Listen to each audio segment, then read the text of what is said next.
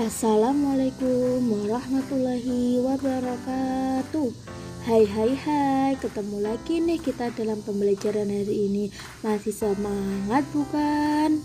Perkenalkan nih, saya Ricardesia Putri kelas PGMI 6D. Di sini saya akan menjelaskan pembelajaran IPAS. Tentang apa yo? Nah, pada kesempatan hari ini kita akan belajar tentang air yang ada di bumi, khususnya pada siklus air. Nah, kalian pasti setiap hari menggunakan air untuk kebutuhan sehari-hari. Tapi apa kalian tahu air itu ada siklusnya loh? Apa kalian sudah tahu apa itu siklus air? Jadi, siklus air itu gerakan perputaran air dengan perubahan air menjadi berbagai wujud dan kembali ke bentuk semula. Jadi secara sederhana itu siklus air itu merupakan tahap-tahapan di mana air akan diciptakan. Dalam siklus air ada tahap-tahap yang perlu dilakukan. Tahap-tahap dalam siklus air ada evaporasi, kondensasi, presipitasi, infiltrasi, limpas, dan konsumsi untuk sehari-hari.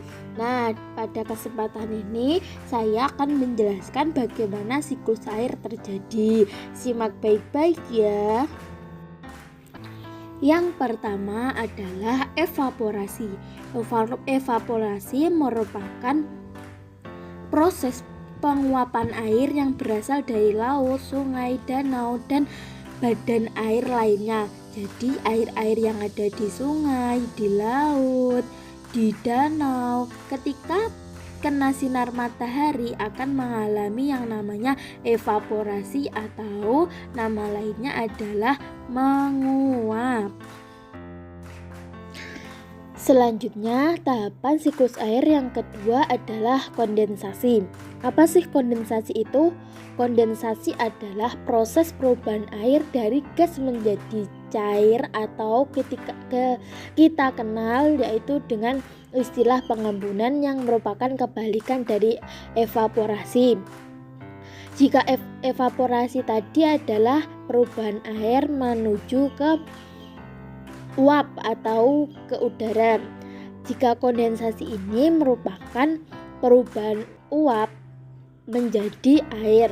Contohnya saja, air yang sudah menguap akan naik ke awan. Awan akan mengandung air, yaitu disebut kondensasi. Setelah kondensasi, siklus air yang selanjutnya adalah persipitasi. Apa itu persipitasi? Persipitasi itu merupakan hasil dari kondensasi yang tadi. Awan yang mengandung air jika terkena matahari airnya akan dikeluarkan atau sering kita lihat hujan. Persipitasi dapat terjadi karena adanya pendinginan dan penambahan uap angin air sehingga air yang membentuk awan mencapai titik teduh. Semakin banyak uap air yang terbentuk di atmosfer, maka tetesan air yang ada di awan akan semakin banyak dan semakin berat. Seperti yang kita ketahui yaitu akan terjadi hujan. Nah, hujan itu adalah hasil dari kondensasi yang disebut dengan prosesnya itu disebut presipitasi.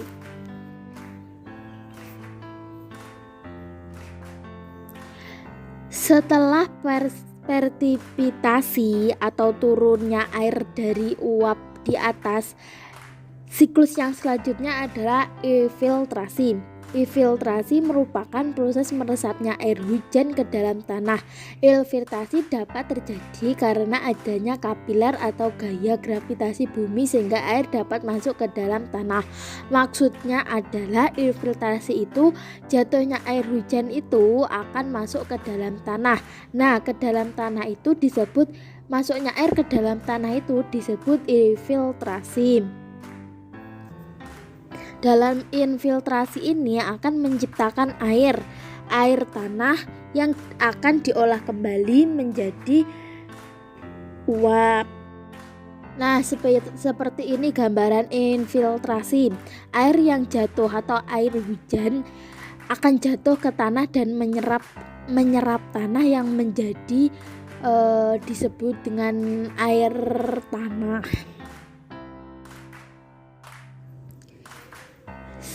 Selanjutnya adalah limpasan. Limpasan merupakan aliran air yang mengalir dari atas permukaan karena penuhnya kapasitas infiltrasi tanah. Jadi limpasan itu secara sederhana itu gini. Kan hujan akan menyerap air hujan akan menyerap tanah yang disebut infiltrasi. Ketika tanah sudah tidak dapat menyerap infiltrasi tersebut, air akan tergenang di atas tanah. Nah, air genangan di atas tanah itu disebut limpasan. Limpasan ini nantinya akan menuju ke sungai, danau, laut, atau badan air yang lain untuk kembali melakukan evaporasi atau penguapan. Lalu apa kamu tahu apa saja manfaat air? Manfaat air banyak sekali loh bagi kehidupan kita. Ada yang pertama yaitu menjaga kesehatan tubuh, lalu memasak nutrisi bagi tanaman. Kesehatan tubuh untuk minum, untuk makan, untuk mandi, lalu memasak nutrisi bagi tanaman yaitu untuk mereka fotosintesis. Bagi manusia untuk mencuci, untuk mandi, untuk minum.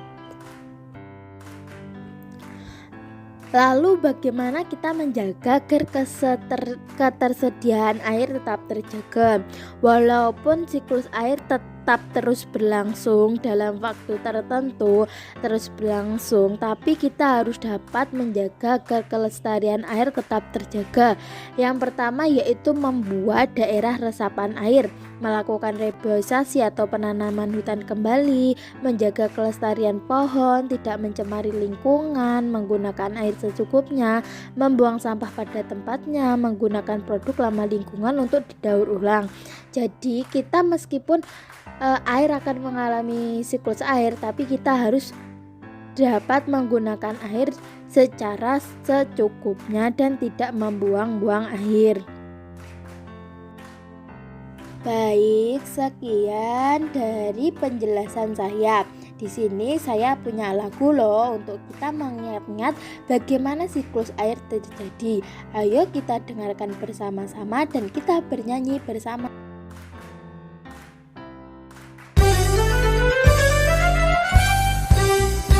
Ayo kita belajar siklus air. Siklus air adalah proses perputaran air dengan terus menerus dari bumi ke atmosfer, kemudian kembali ke bumi, laut sungai menguap, itu evaporasi, lalu membentuk awan, itulah kondensasi.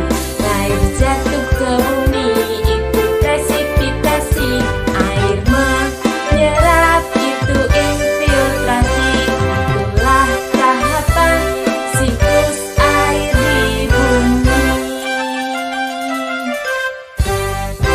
Terima kasih. Wassalamualaikum warahmatullahi wabarakatuh.